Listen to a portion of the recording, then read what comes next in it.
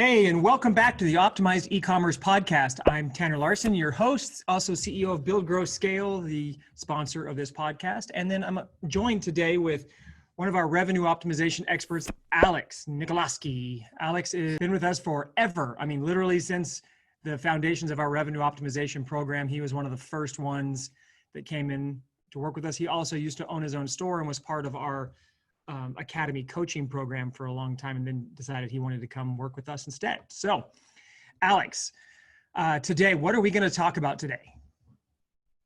So today we're going to talk about email and why people should be emailing more in every industry, but especially in e-commerce. Yeah. So, we hear this a lot, right? Everybody knows that email is a super powerful way to grow the back end of your business and get more sales. But what we find is that the vast majority of e-commerce companies don't do that, right? So we're going to jump to that. This is going to be kind of the primer of email on this podcast. We'll talk a little bit about it. And then in later episodes, we'll dive deeper into specific topics. But to kind of get us started, Alex, why email? What's so important about it? Well, first of all, it is traffic you own. Tanner, you talk about this in your book, E-commerce Evolved. There are basically three types of traffic, right? It's traffic you own, traffic you control, and traffic you don't control. Traffic you don't control is anything SEO related, on any organic traffic, like coming from blogs, YouTube videos, social posts, and stuff like that, right? Mm-hmm. Traffic you control is all of the advertising platforms, basically. It's on demand. You get it when you need it. You pay for it, of course, but you control it somewhat. Email is traffic you own, meaning you can do whatever you want with it, right? You can use it on demand and it's free, okay? So it's basically money on demand. It's the closest thing to printing money out of thin air that you will ever find. And email traffic is one of the highest converting traffic sources out there, and the ROI on the traffic you own is by far the highest you will ever have. So your goal should be always to own as much of the traffic as you can. For an e-commerce store, why is email traffic the most profitable? It's very simple. It's not even just e-commerce stores, and then every industry. Repeat customers cost significantly less, right? It costs 6 to 7 times, and that's very old statistic. It's probably a lot more now to acquire a new customer versus to market to existing ones. And it's free. Once you have your email list, you can email them whatever you want, and you're building a repeat customer base. And we're talking about your customer list, right? There's obviously prospect list as well, but the reasons, like you're saying, they convert so high is because these people have already bought from you once. You're sending them an email, inviting them to buy again. Yep. So they already trust you. Easier, yeah. They have experience with the brand and everything. But the problem is most people are scared of emailing, right? Most business owners are not marketers, so they don't think in this marketing. They're not in this marketing mindset, hence they don't send nearly enough emails. Tanner, you have a friend that's a great example of this, right?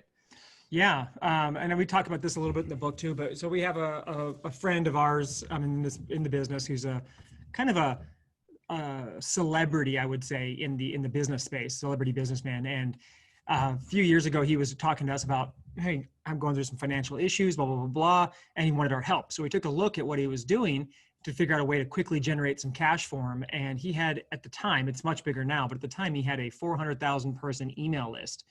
And I was like, dude, easy money right there. Just send a few emails promoting one of your existing products and you'll be back in the money in no time.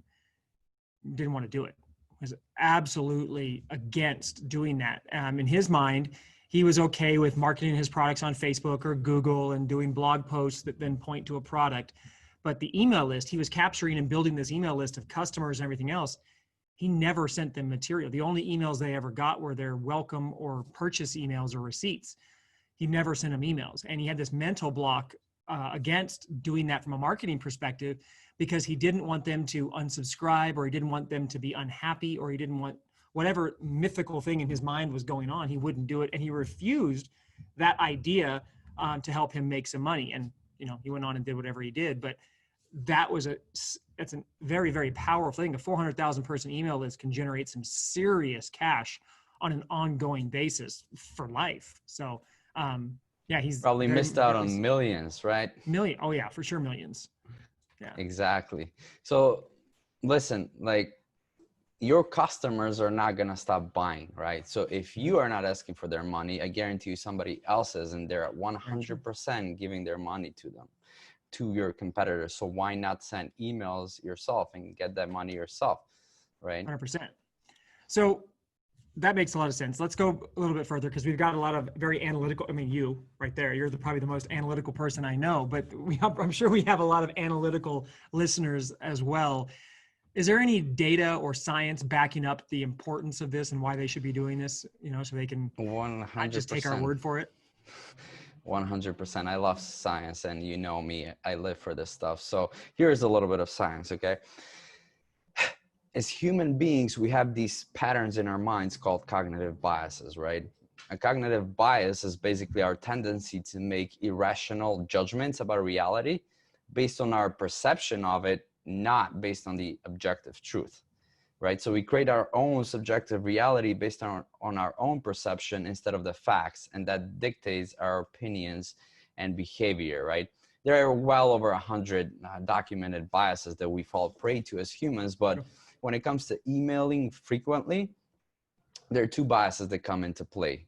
They're the availability misweighing tendency and the mere exposure effect, okay? The availability misweighing tendency is our tendency to overweigh in our minds what is more easily available to us. Basically, you hear a story and you overweigh it in your mind, okay?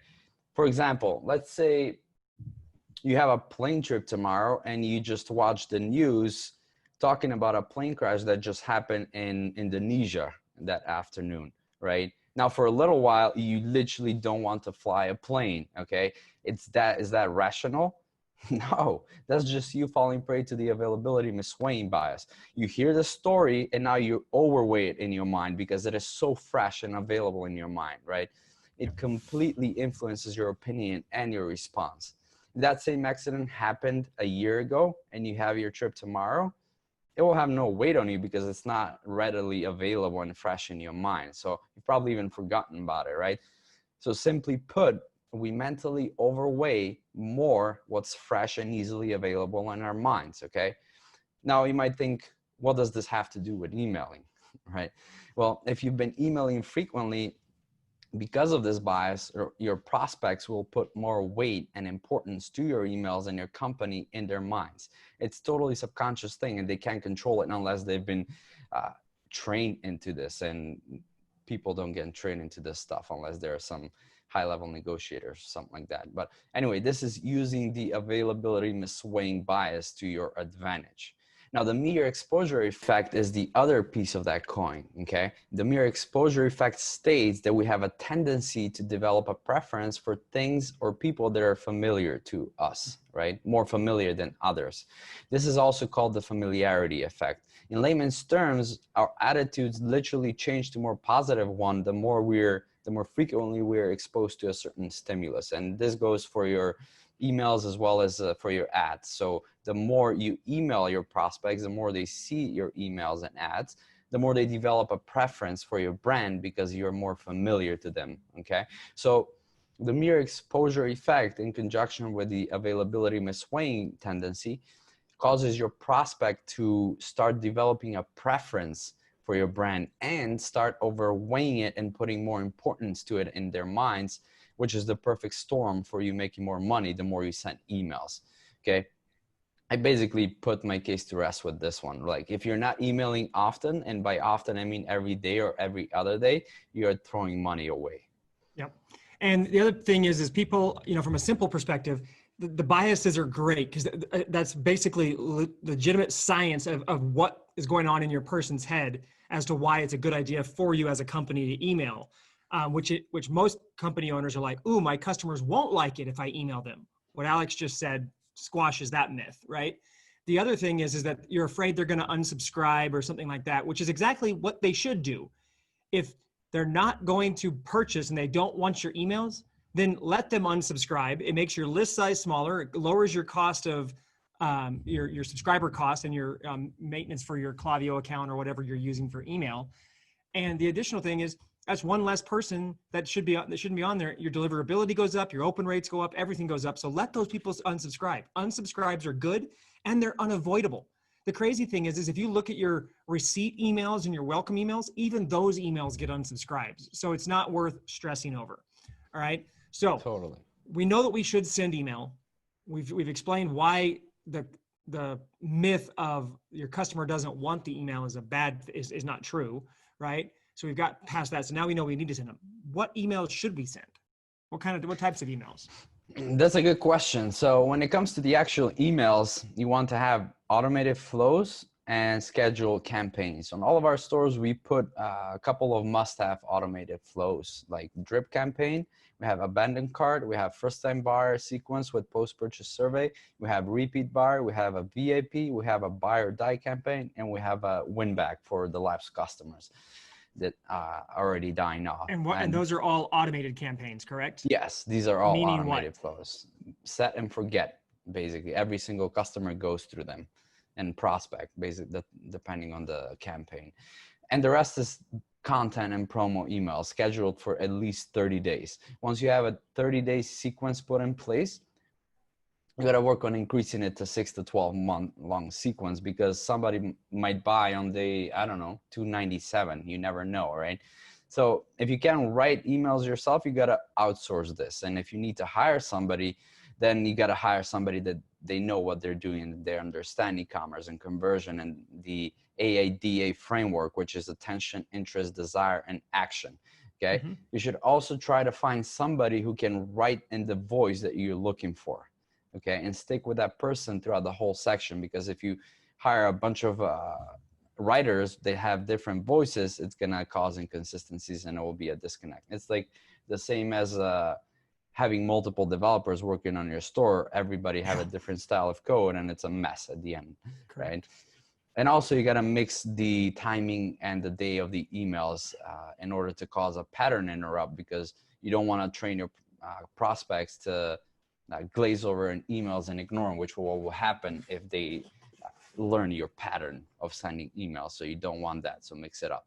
And of course, track your emails. What gets measured gets improved. You can't improve what you don't measure. So you have to track the stats of all of these flows and campaigns in order to know how each email performs in the sequence and adjust where necessary. If you notice, like out of 3 emails in the sequence, the second one has the least amounts of open rates, for example, it might be the subject line that needs adjustment, right? So you got to track all of that stuff.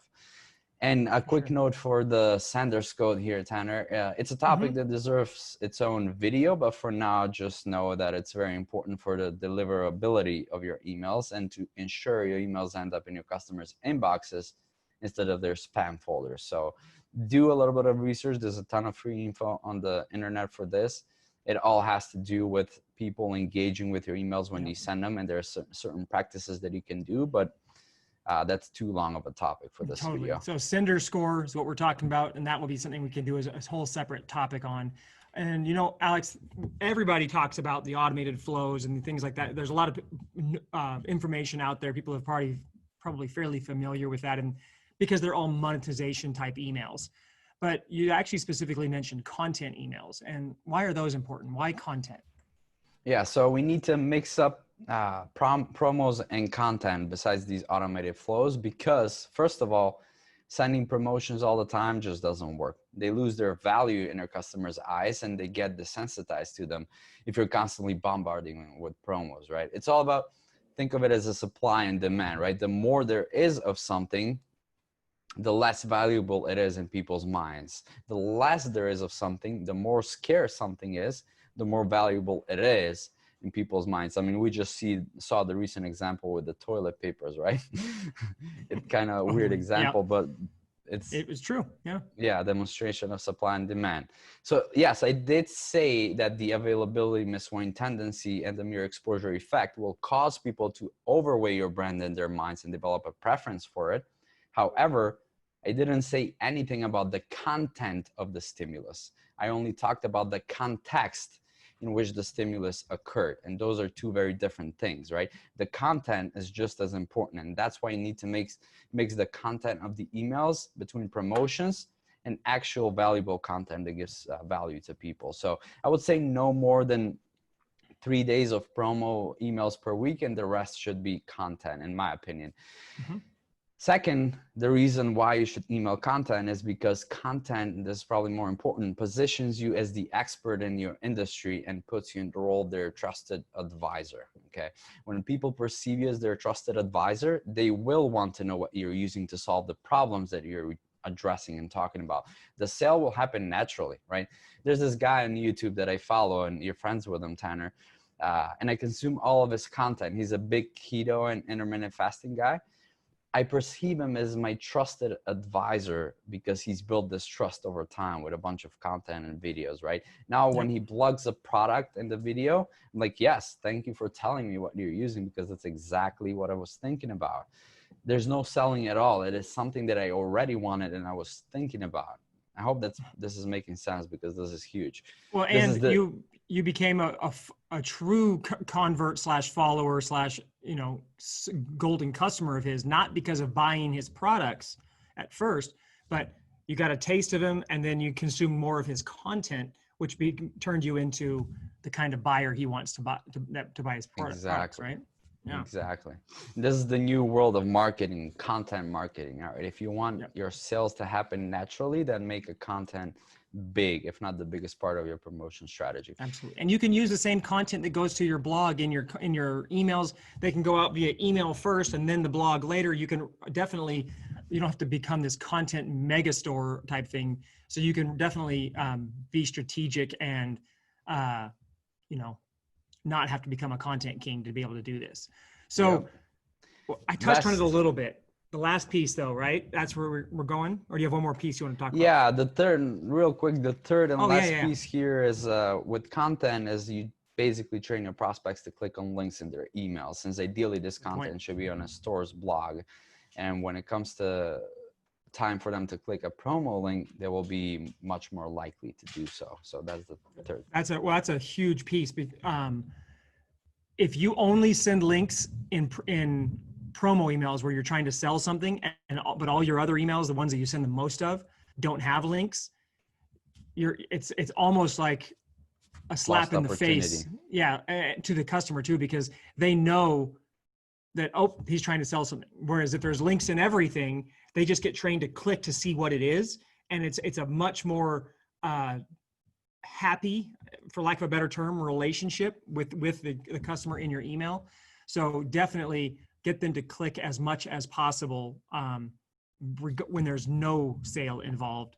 That way they'll click more as well when there is a sale involved. They develop a pattern, but this is a good pattern that serves you. Correct. Yeah. A habit too. So the last piece I want you to talk a little bit about, I touched on it, but I want you to go a little deeper in, is unsubscribes. Yeah. So don't worry about unsubscribes, because even if you send the best content piece out there, or even if you offer free products, it will still happen, because different people are in a different stage of their customer life cycle with your company, right? Besides, what's the point of having a 10,000, 20,000, 50,000 list if you don't email that list out of fear of some people unsubscribing? You might as well be without it, right? Because it won't make any difference. You basically don't have a list if you won't mail it. Yeah, so it's useless. Exactly.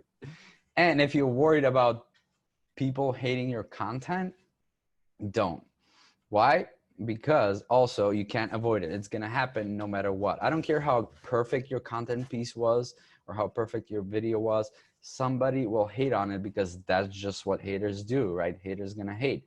And it's not about you. It's always about them. Okay. If you don't want haters, don't do anything. Don't try anything, and live your life in isolation and go to Tibet or something like that. But that's not probably some haters in Tibet too, I would imagine. But you're right. It really, really doesn't matter. It's just part of the game. You don't worry about it when someone, bounces off your site. I mean, you don't want them to, but you don't stress about it. It's the same thing. A bounce and an unsubscribe are about the same thing. Yeah, like don't be so pretentious thinking everybody should love you. That's never gonna happen, right? No. One of my mentors always said, if you don't have haters, then you're doing something wrong. So true. And your job isn't to make everybody love you. Your job is to attract one audience while polarizing the rest of the audience. That's the key premise in direct response marketing. Exactly. Speak to who your customer truly is, and not so much alienate, but definitely polarize the rest of them. right? Exactly. So, So embrace the haters because they're yep, the good sign. let's summarize this real quick, guys. And Alex, why don't you kind of tie everything together, bring it all back? So it's very simple, really, not much more to say. Email is a money printing machine. Ignore it only if you hate money, right? And if you love money and you want more of it, however, grab Tanner's book, E-commerce Evolve, and apply everything that you can from it, because it's literally a gold mine, in my opinion. So guys, this episode was meant to be shorter. It was meant to be more of a primer for those of you who are unaware of email or really just haven't really given it much thought. Get the gears turning. You have questions, we're going to go deeper, but definitely post in your reviews and your comments on the YouTube videos, because again, this is a video and audio podcast. Let us know what specifically you want help with on email, what you'd like more information on. We can start deep diving those email episodes based on your responses. All right. Again, guys, please leave reviews on wherever you listen to your podcast, Stitcher or iTunes or Google Podcast or whatever. The reviews help other people find the show, as well as give us feedback that keeps us encouraged to continue doing it. Okay. The book that Alex mentioned is ecommerceevolvedbook.com. If you go ahead over there, you can get the book for free and just pay for the shipping on it. We'll ship it to you. It's 330 plus, actually it's more now, 330 some odd pages of e-commerce goodness. And if you want to grab that, you can there. But the podcast, if you are not subscribed, make sure you're subscribed. Go to buildgrowscale.com/podcast. You can access the show notes there. You can access all the links to iTunes, Google Podcasts, Stitcher, also the YouTube podcast links as well. And see, like I said, all the show notes and in each individual episode right there in one place at buildgrowscale.com/podcast. So Alex, thank you very much. And everybody else, we will see you in the next episode. See ya.